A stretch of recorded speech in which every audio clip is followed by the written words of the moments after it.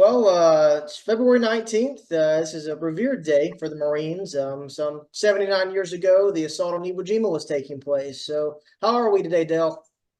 We're fine. In fact, I just had a piece published that talks about Iwo Jima. I've been back there three times, which is odd for a Marine. You usually get one, if at all. And I did some reminiscing in that piece, I think. So Iwo Jima has always been an interesting element of the war to me, and I think because of the Marine Corps, but also because of the nature of the fighting there, and having stood on that ground on the black sands and things, it's enough to make you reflect and think about the guys who laid it all down. One of the first research assignments I did post college was about Iwo. A guy from my hometown was killed there with the 23rd Marines in March, and so that got me to digging there. But it's revered for Marines and historians alike, just due to the symbolism of the Marine Corps in that island. Yeah, it's really interesting. And nowadays, the third time I went, the Japanese had reestablished control and all that sort of thing. The first two times that I went, there was virtually nobody there. There was a small detachment of Maritime Self-Defense Force and a small Coast Guard detachment that was running a Loran station at the time. But it was, I could go anywhere I want, crawl into anything I wanted. Brought back some great souvenirs, war trophies, and all that sort of thing. That you can't do that anymore, and they won't let you crawl around into the caves like I did. But that's when it really gets exciting, because you're in the enemy's space. You're in the caves that he occupied and had tunneled through Iwo Jima, and you get into the inside of Suribachi instead of the outside, just climbing it. So I'll always remember those as something that meant a lot to me as a Marine.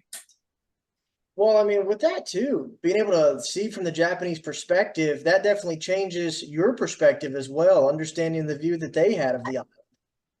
Yeah, it does. And I spent a long time out there around Hill 362 Alpha, which is supposedly where a fellow combat photographer and Bill Janos was killed, and body never recovered. And I always had the thought that someday I'd be able to go out there and dig around long enough and maybe find the Janos remains. But I don't think that's ever going to happen. But I've seen some of his film. And the thing that people don't really understand, he was shooting 16 millimeter Kodachrome color at the time, right next to the famous guy who shot the flag raising, the still shot of the flag raising on Iwo Jima. Janos shot the same thing in color. And that his film clip for years was used as sign off and sign on American television, and in movie theaters you'd see it as the trailer, before the national anthem and all that sort of thing. That would be Janos' film, and I always thought that was great.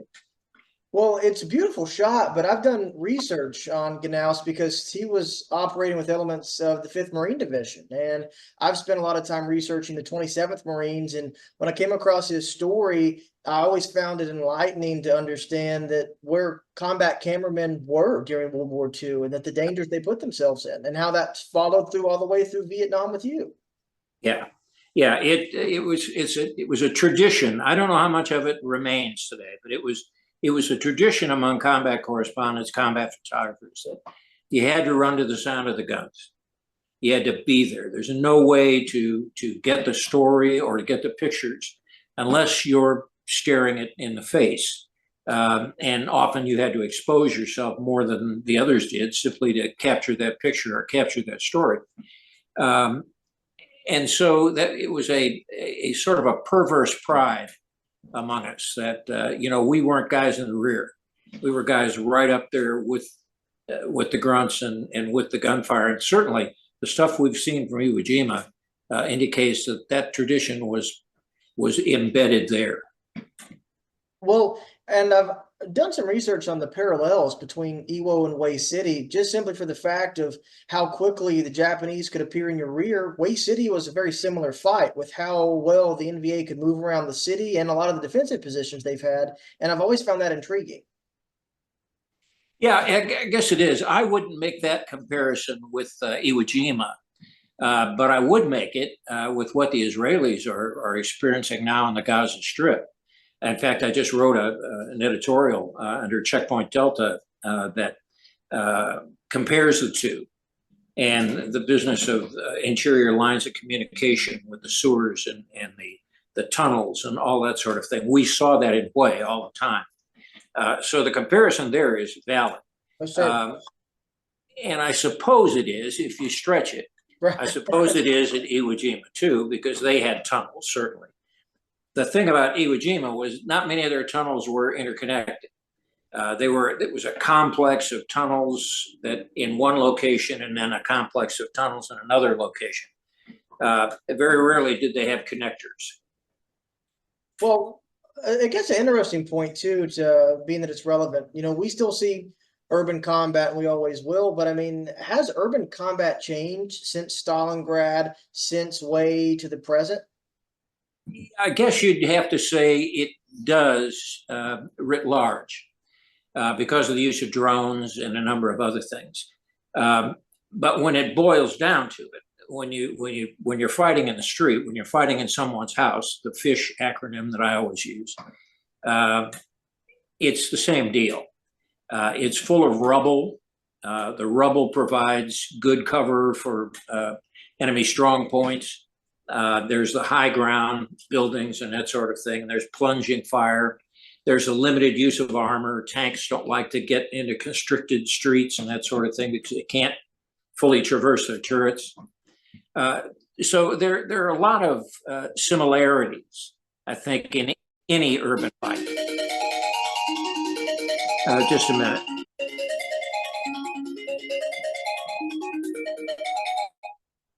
Sorry. Oh, no worries.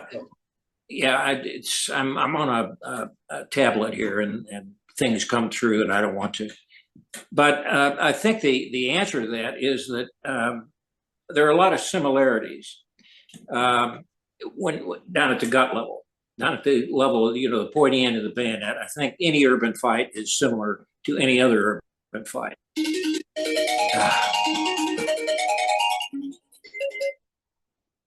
All right, let's see if I can get rid of that guy finally. So I think the similarities are there, and I don't think they'll ever disappear as long as we get involved in urban combat. You're always going to have to go in and winkle the bastards out at the pointy end of a bayonet. It's always going to be eyeball close combat. In the end, you have better facilities and better technology now with drones, and you could find out where they are, see where they are. Look, I've got to hang on just a minute. Some idiot wants me to do a movie or publish his book or something. I don't know. Anyway, I can't stop those things right now. So we'll try to skip and carry on. That's okay, Dale. No worries. Well, for today, one of the first leading questions that I had prior to our discussion on Iwo and current urban environments is I wanted to know your opinion on the NVA soldier. How would you rate them for what you saw in combat? What are your thoughts? The NVA was highly motivated and fairly well skilled. In the early phases, we fought DC of various kinds. There was the rice paddy guerrilla at night, farmer during the day sort of guy. And then there were the hardcore VC, Viet Cong regiments. And then we began to see, I guess, in big groups, about 1967, we began to see the North Vietnamese Army come in. And they tried to hide their existence by claiming to be Viet Cong and all that sort of thing. But the difference between a Viet Cong soldier from the South and a North Vietnamese soldier from the North was night and day. These guys were good. They were fairly well trained. They had very effective weapons. They weren't carrying old World War II gear that the Viet Cong sometimes were found with. they were very good. I'm not so sure that that they were good in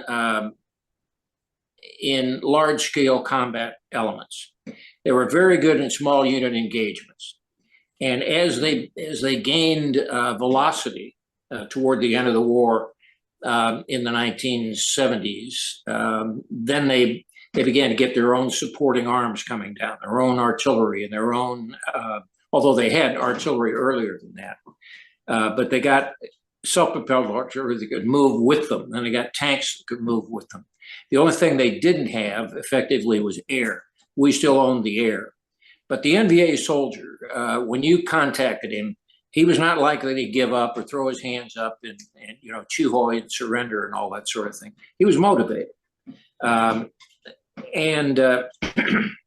I think we had a very, at first, grudging respect for them. And then we had a bit of a trepidation about running into NVA as opposed to VC and that sort of thing. So they put the fear of God into you after a while. If this was a hardcore NVA unit, you know you were in for a fight. And it was not going to be an easy fight. You were not going to be able to chase them off. And frankly, I think that's one of the reasons that we began to rely so heavily on our own supporting arms. They had a sort of a belt buckle tactic where they would get in as close as they could and they would stick to you. No matter where you move, they try to stay close to you. And the reason was because if they stayed close, then they were out of the danger zone for your use of artillery or air. And so they used that tactic very effectively. And we knew they did. So we would try to find ways that we could hit them before they could close to that belly button range and hit them. But I think it was our air and artillery, our supporting arms, really that saved the day up against the NVA. Now, what would be some of the tactics that you would use to try to catch the NVA at further distances without letting them get close? Well, look, everybody became an ambush specialist when we were working in jungle, when we were working up in the hills and that sort of thing. The idea was spot them. So we would use flankers and point men and all that sort of thing to detect them. And if we could detect them on the move, we could set up a hasty ambush and catch them. The way to do this is if you're in that situation, you don't want a nose-to-nose, eyeball-to-eyeball fight. You want fire superiority immediately. And so that the best way to do that is establish an ambush, which we frequently did, and they frequently did. So it was a matter very often of who spotted the other guy first. And very often in the Marine Corps particularly, we relied on reconnaissance elements. We would have reconnaissance elements days ahead or hours ahead of any movement that we had, and they would keep us advised about where these people were.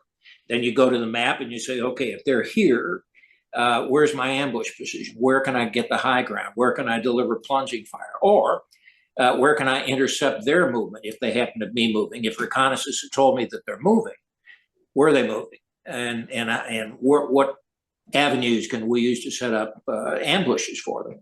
So it evolved into an ambush counter ambush sort of tactic. Well, being a part of these tactics, being the ambusher or being ambushed, in those situations, from your perspective, what's it like when the bullets do start flying? What's going through your head? Well, the worst thing in the world is to be the guy who's ambushed, because that first fusillade of fire that comes through is going to take some lives. It's going to hurt some people.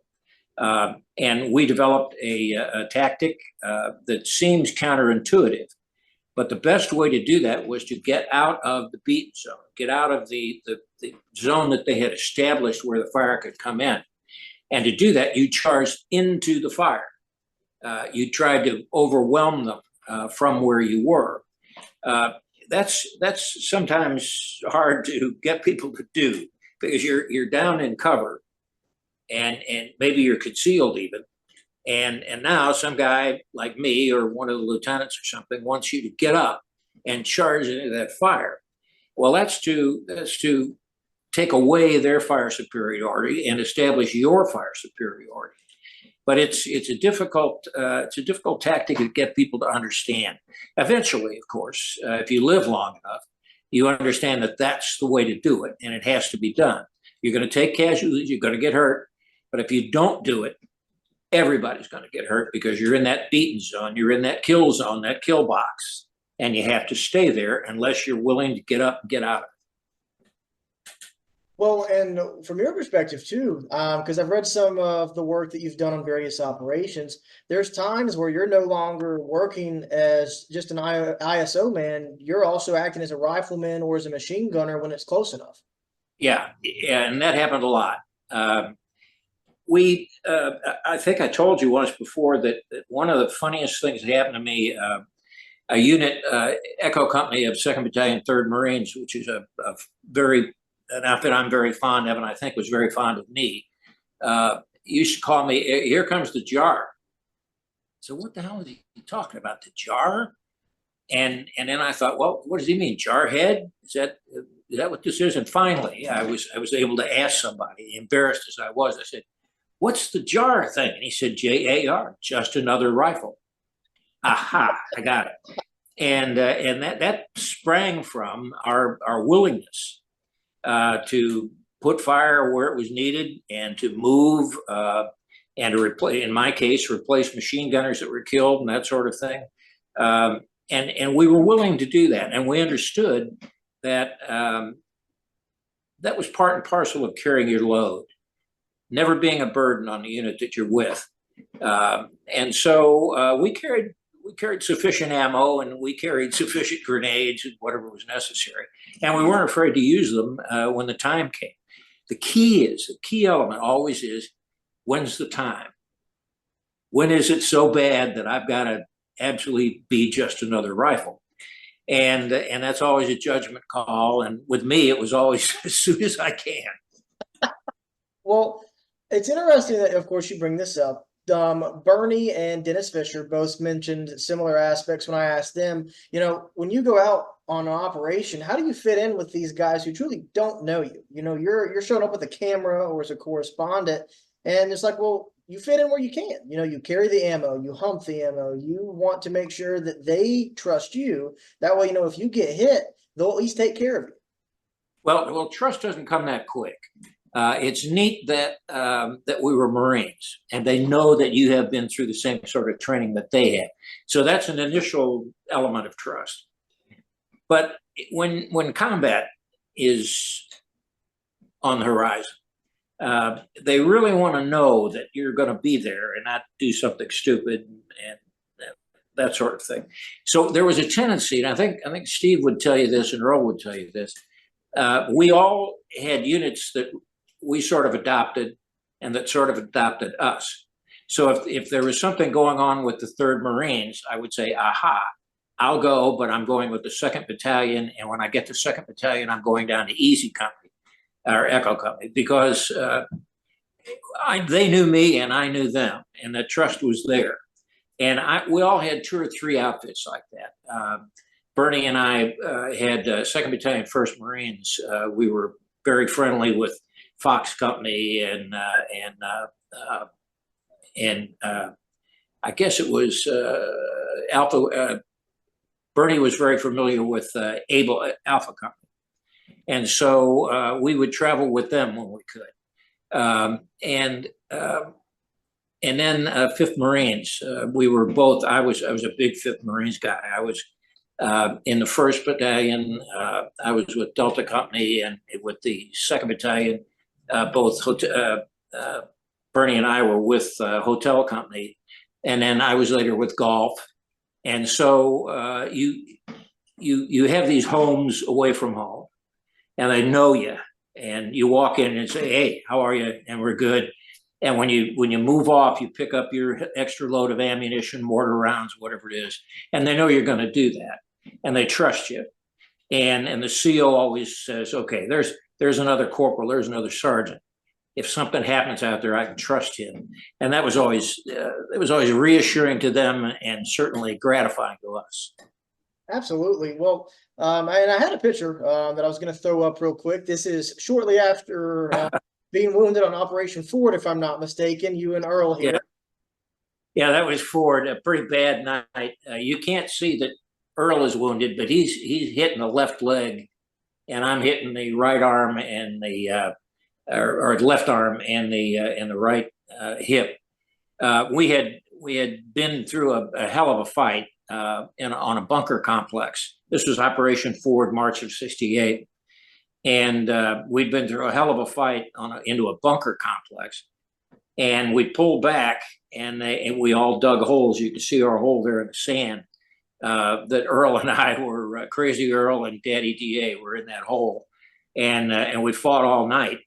I don't know why I had a camera around my neck at the time, because it was night when the fight was going on, and we weren't able to shoot anything. But we did burn up a lot of ammunition, and he and I became very, very close friends, and still are very close friends. I think because of nights like that one on Operation Ford. Well, and just doing my research on Ford, you were eventually awarded a Bronze Star for your actions with Echo 23. Yeah, essentially what happens, and that's before this picture is taken, but essentially what happened is we moved on this bunker complex, and we didn't see it completely, and they ambushed us out in the middle of flat, open, sandy terrain, as you can see there in the picture. And a lot of people went down, and I was up near the point, and near a machine gunner named Daryl Beebe, Lance Corporal Daryl Beebe, and his A gunner went down, and Beebe was down and trying to get his gun into action, his M60 machine gun into action. And I could tell he needed help. So I went to the A gunner, assistant gunner, who had been killed, and got his ammunition and crawled up to Beebe and helped him load and fire the gun. And then I picked up a rifle and started putting fire in, and I had some magazine of tracers, and I was able to point with tracer where that fire needed to go. And we were out there for 2 or 3 hours trying to get back out of there. People were screaming for us to pull back, because everybody else had pulled back, and we were out there. Well, during the run up to get to that position, Earl got hit. I think it was either an RPG or an M79. It splattered him with shrapnel, and he was able to crawl back. But I couldn't leave because Daryl and I were the base of fire. We were covering everybody else's retreat. And we didn't know until the next day, once we got up in that bunker complex. But I think we killed, I guess 8 or 10 of them running between the bunkers, and I could see them go. And I would kick Daryl, and he would get the machine gun on them, and we probably burned through 4,000 rounds, I guess, up there before we were able to finally pull back. We got, I think there were 81 mortars that dropped in on us, and then we were able to pull back. But that was a nasty couple of hours up there. Well, and for some reason, the end of the story is, for some reason, somebody recognized that I had done something that was helpful, and decided to write up a citation for the Bronze Star with combat fee, which is what they awarded me. Well, I mean, with that, I mean, being up there for 2 to 3 hours in that firefight, what's that like from your perspective, knowing that, that any given point, you could be hit yourself? Hey, Zach, I'd already been hit. So it was a matter of stopping the bleeding. But the truth of the matter is, I don't know what the hell was going on in my mind. I really don't. I knew it was desperate. I knew the situation was desperate. We were the lone ranger out there with that one machine gun and my rifle, and everybody else had sort of pulled back, and they wanted us to pull back so that they could put artillery, mortars, and air into that position, but we just couldn't get out of there.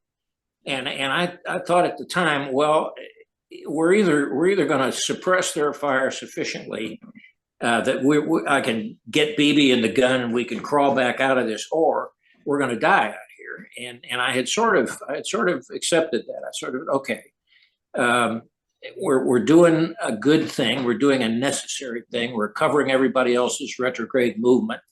And if we take it hard, we take it hard. But I don't really recall beyond that. I don't really what was on my mind. Well, and just kind of going back to the wound, if I'm not mistaken, was this your second or your third wound that you would receive? Second Purple Heart, yeah.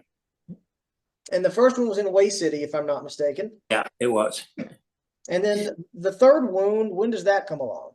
That came on late. That was toward the end of the year, just before September, October of '68.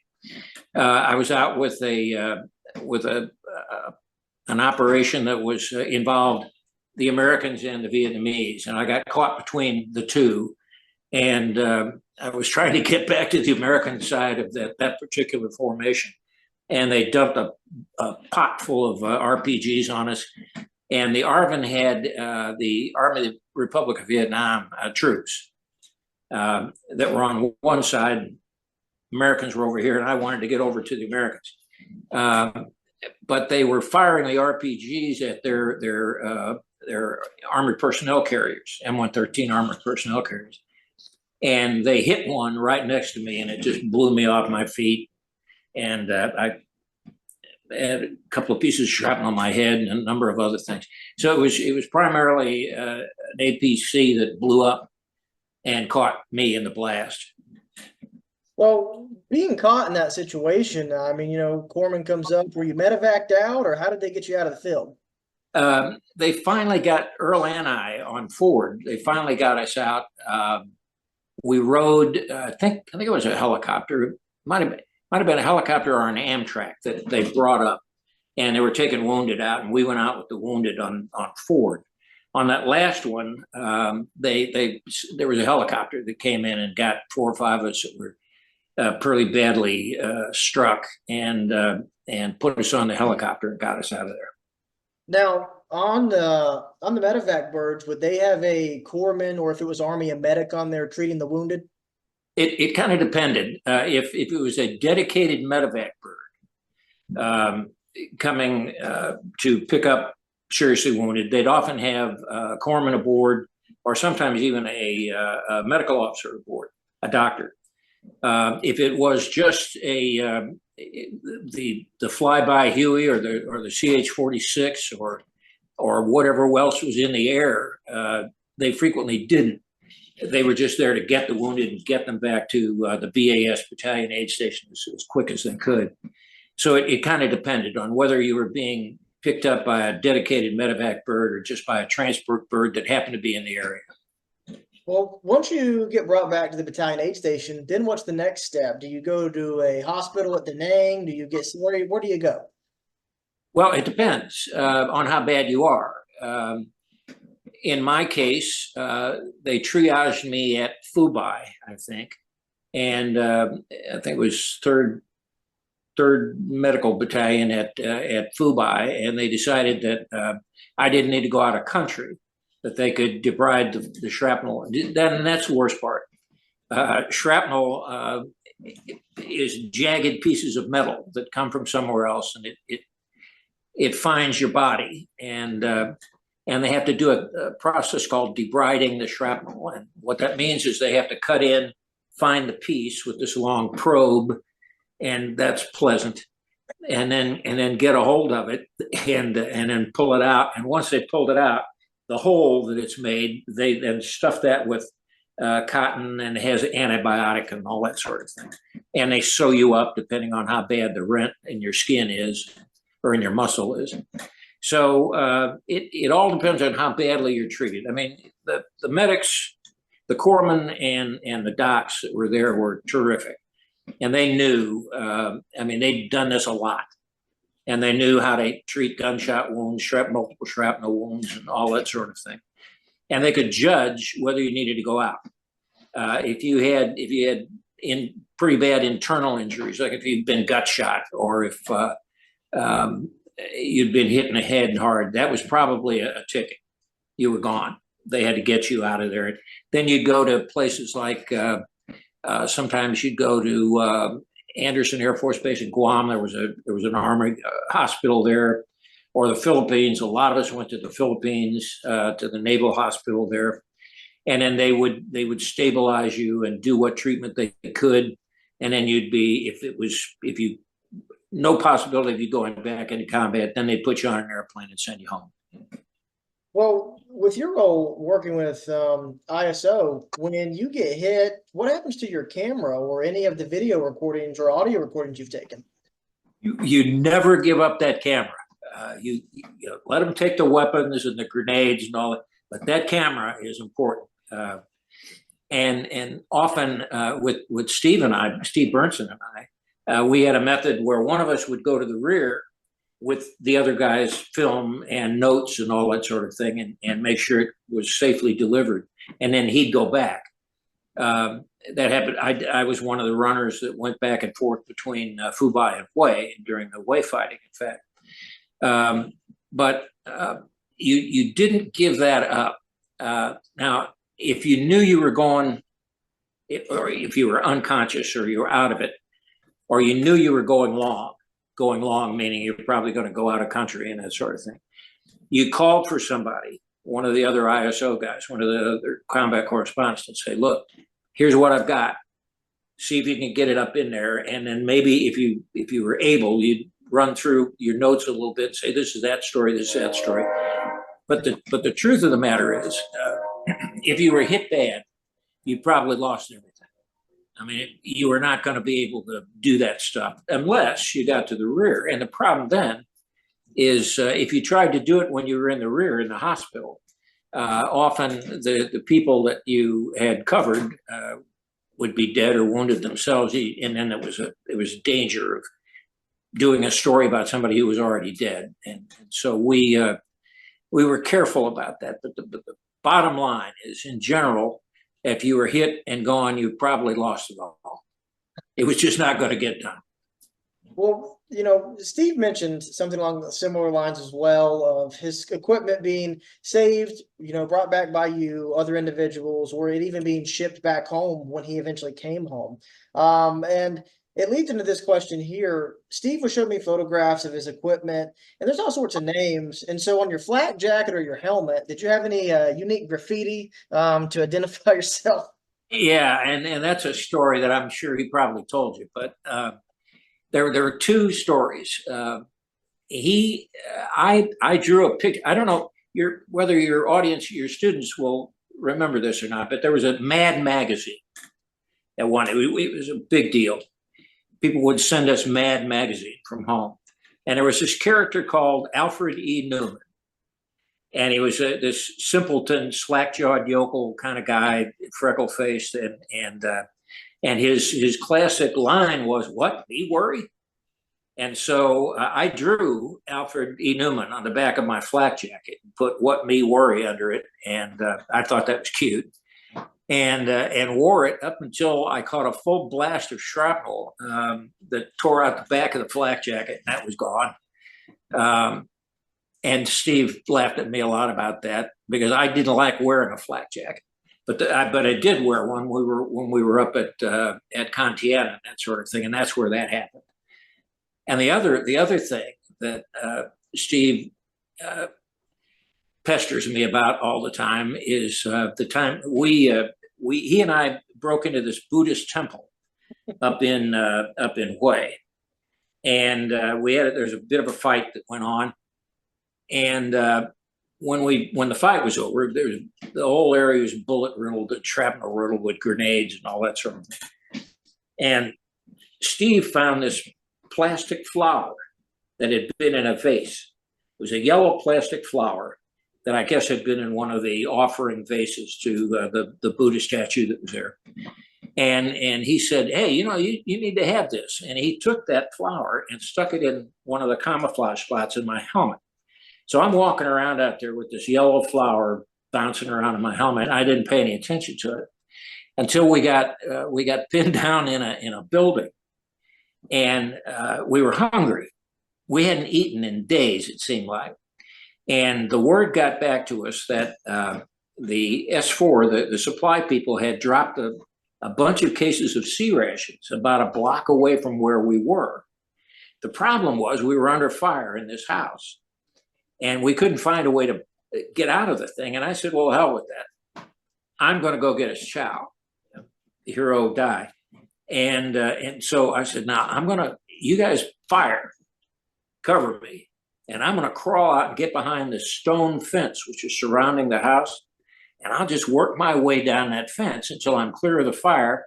Then I'll run down and get a couple of cases of sea rations and run back with them. And we'll reverse the process and everybody will leave. Well, we tried that. And there was this heavy machine gun that was firing at us. And I managed to get out to the wall. And I did this kind of Groucho duck walk behind the wall. And I thought, well, I'm safe. They can't see me. But they kept firing at me. And I said, what? They can't even see me. What the hell is going on here? And what it was, I found out later, was that they could see that flower. And they could see it moving along the wall like that. And they just followed it with the machine gun. And finally, they clipped it off, and it was gone.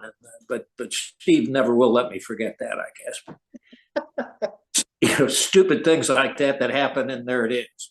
Well, Steve's told me that story. I mean, it was hilarious, but it's even more hilarious hearing it from your perspective of, what it must have been like, of the confusion. I love it. But it brings to a point as well, working with guys like Steve, with Earl, and in these chaotic situations, the humor that you can find when the world's breaking apart. Absolutely, and it's a saving grace, Zach. I mean, it's the only thing that lets you survive. You've got, believe it or not, you find humor in all this stuff, and it's black humor. It's very often wouldn't be funny to anybody but us. But we get into that mindset that, you got to find the humor in this, because otherwise it's so damn depressing and frightening that you'll just collapse. So we would often find it, and you could hear us yelling and screaming at each other. I think, I don't know whether Earl told you this story or not, but on Ford, everybody smoked in those days. And I wanted a cigarette, and nobody had one, except there was this about 25 meters away. We were under fire at the time. We were hunkered down behind these sand dunes.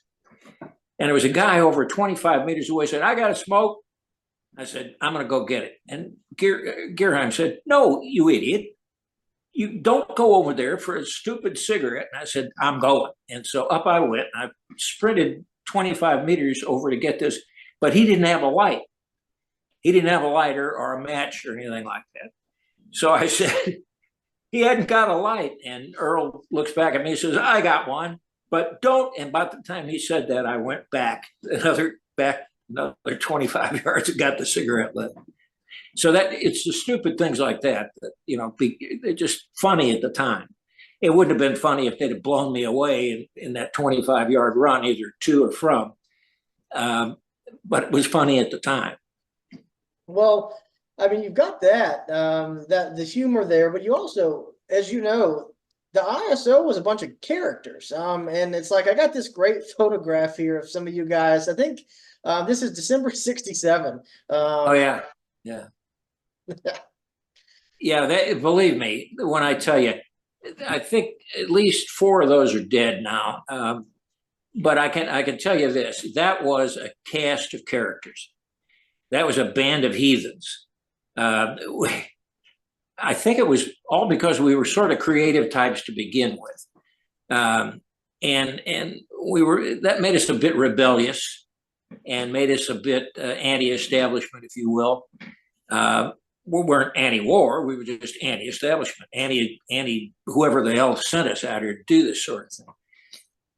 And we had, there's a guy who became a millionaire transportation mogul there. He's dead.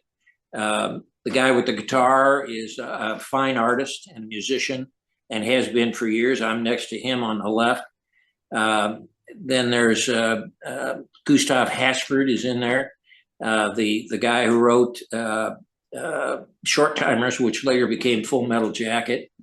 Bob Bayer's in there, and he became a senior editor at the LA Times. Earl became a hell of a sports writer for AP in New York. So there were, believe me when I tell you, there were, you could never tell what the hell was going to happen with these guys. And that was part of that black humor that allowed us to survive. Well, it's in many ways, because I've been fortunate to talk to four of you guys. That I don't think anyone in Hollywood could write a story that could even come close to telling the just the craziness of what you guys did in combat and just in general. Well, yeah, that's true. And interestingly, Mike Stokey and I, who's in this picture, and he's my executive officer and has been with me for the last 50 years, I guess, in Warriors Incorporated, our movie advisory company. Mike and I got with another Marine, an actor who's Tim Matheson, who's still active out there now. But Tim and Mike and I decided we wanted to try and sell to television a story about these guys. And the problem is, as you point out, when we pitched it, and we pitched it to Netflix and to HBO and to the networks, CBS, ABC, NBC. And when we'd get in the pitch meeting, they couldn't believe it. I said, no, nothing like that happened in Vietnam. No, that's absolutely ridiculous.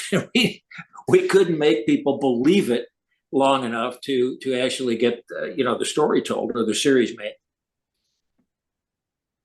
Well, I mean, and with that too, I mean, I think it would be incredible, truth be told, to get the story of ISO personnel out there, the photographers, the correspondents, and the recorders, because it's a small world of the Vietnam history, a very small world within the Marine Corps. Yeah, it's funny when you say combat correspondent, everybody thinks of the big names, Cronkite and all the guys who were civilians who went over there and covered the Vietnam story writ large. We weren't that. We were doing the little hometowner feel good stories about Rudy in the rear rank with a rusty rifle, and there was great value to that in our view. But people really don't have a concept of what we did and why we did it.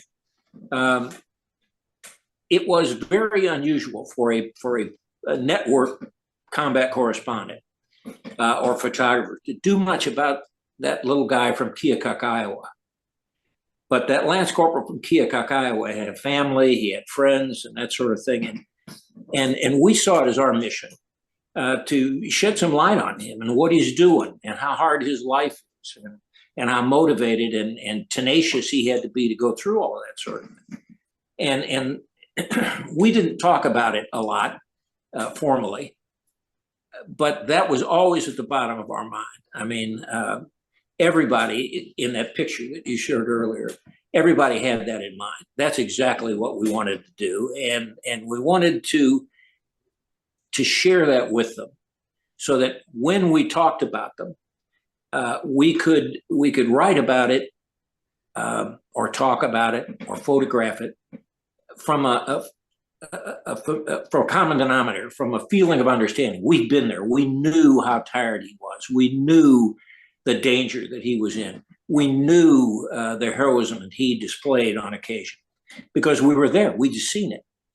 And so it was, if you were looking for one, that was the raison d'etre. That was what we always needed to do and wanted to do. As I said, we wouldn't talk about it and probably wouldn't admit it to each other, but that was always our bottom line.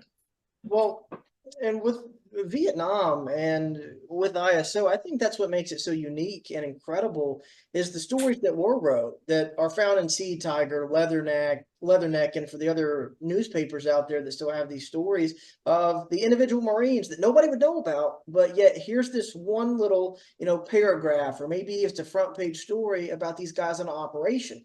And I think that's the most beautiful thing about Sea Tiger and Leatherneck is the stories that you guys covered to, put these guys in the paper, whether they had done something super heroic or they had just done a good deed. Yeah, and those papers, the Sea Tiger, which was the 3rd Marine Amphibious Force publication, and Stars and Stripes, which was published out of Tokyo, and those sort of things. The troops got those. They could get those papers, and they would see them. And so, if our byline was on a story that appeared in there, well, we were with that particular platoon, we were famous. We were the storyteller. We were the chronicler. And every once in a while, more often, actually often enough to make it a significant factor, we would get clippings that mom and dad or wifey or girlfriend or somebody would find in the Keokuk register and clip it out. It was one of our stories. Didn't necessarily carry our byline, but it was one of our stories that they had used as a filler. And it was about this kid from Keokuk, son of Mr. and Mrs. Jones of 1415 Oak Avenue, Keokuk. And they'd cut that out and send it to him. And the next time we would show up at the outfit, he'd come running out and saying, "Look at this. Hey, my mom sent me this," and that was the thrill. That was the Academy Award for us.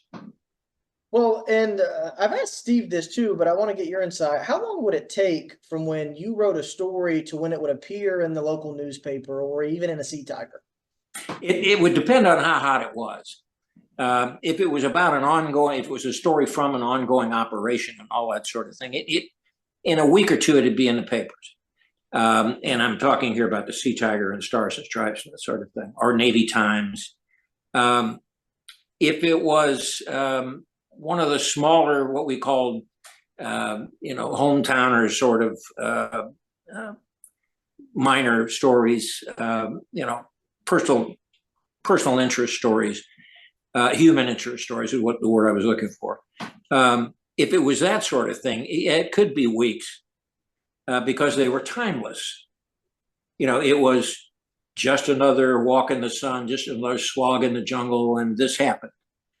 And those stories would sometimes be 4 or 5 weeks until they'd show up anywhere, if at all. Well, and speaking on the topic, and I've only got a couple more questions for today. I know you got a lot going on, but did you ever keep any of the Sea Tigers or the Stars and Stripes by chance? Yeah. A lot of us did. There is I think Steve has a bunch of them. And I don't know if Earl probably has 1 or 2 that carried his byline. I have a few. For some reason, that wasn't important to me at the time, so I didn't collect them as sort of a resume sheet or anything like that. So I don't have many. But I'm told that our boy Bob Dingbayer, who later became a senior editor for the LA Times and was one of us, was a combat correspondent, has a relatively complete collection of them. Because every once in a while he'll pull something and send it to us. Well, that's incredible. I mean, I think I've got around 50 from mid 66 all the way to mid 68 that I've found over the years. And it's really awesome to be able to show my students an article or a photograph and point out the name Gerhiem, Dye, Bernston, Dennis Fisher. It's just awesome to be able to say, hey, I know these guys. Well, it's awesome for you, but we read them and say, Jesus, did we have any skill at all? Although we were pretty succinct storytellers, I think. Absolutely, and still are. I mean, I've been laughing halfway through this just due to your stories. Now, last 2 questions for today. Daddy DA, where'd that nickname come from? How'd you get that one? It came from being old, which I still am, damn it. And I was about 3 or 4 years older than the average guys that were there. Because I'd been in the Marine Corps longer. I was on my 2nd enlistment in the Marine Corps, but I hadn't been promoted to staff NCO. I was still a 3-step sergeant. And so I would, try to, I guess, mother hen a little bit. I would, train. Our captain made me kind of the training guy. And he said, now, you're an older NCO. I want you to take care of these kids. Don't let them do anything stupid. And of course, I'd try, and they'd do something stupid anyway. But because I was always training and always counseling and always coaching, sort of thing, and trying not to make too big a deal out of it, I became the daddy DA. DA being my first two initials, and all three of my initials spelled Dad. And so I think one of our clowns came up with that, and it stuck. So there it is. Well, it's unique, the different nicknames I've heard from, Steve and Earl, and from We all had them. Yeah. Everyone did. And for today, the last question. Last time we spoke, you were getting ready to go to premiere for Masters of the Air. What's your current take on Masters of the Air? I've watched it all, and I find it amazing so far. Well, it's a big hit, and I'm sure glad to see that because my company and my guys worked on all of them. Band of Brothers, Pacific, and I'm Masters of the Air, which completes kind of the World War II trilogy from Hanks and Spielberg. Now we were a fish out of water there for a while because none of us are aviators, but we figured it out. And I have to say that I'm gratified that audiences have taken to it. It's getting rave reviews. Clearly, the special effects are the star of the show. But we worked on the guys. We worked on those airmen, and we wanted them to understand the dedication that those kids had to show. And kids was the word, 18, 19, 20 years old. And they knew the odds were against them. They knew what a terrible crapshoot it was to climb into that B-17 Flying Fortress and go over Nazi-occupied Europe with the odds against you coming home. And that to us was the heart of the story. That to us was the meat of the story. And so that's what we worked hard to inculcate in the young actors that we trained. And I think we did it because it clearly is coming through on everybody who sees it and talks to me about it says, "Oh, were you on it?" Yeah, I was on that. And then they want to tell me about, what a terrific story it is. And they're right. It is a terrific story. And I'm sure glad it's getting a great reception. Well, I can definitely say that whenever I teach the 8th Air Force in their bomber campaign in class, is that now I can show clips from that show. Sure. This is what it's like. But I'm fortunate. I've got this copy by Harry Crosby, Prayer, and it's signed by him. I found it in a bookstore once, but it's an incredible read. Yeah, Nate Mann played Crosby, and he did a terrific job. He's a great young actor. And I think he did that book a good turn in his performance. 100% agree with that. Reading through it, comparing it to what I've seen in the show, it's pretty spot on. I think it's been great so far, Dale. So I won't keep you today.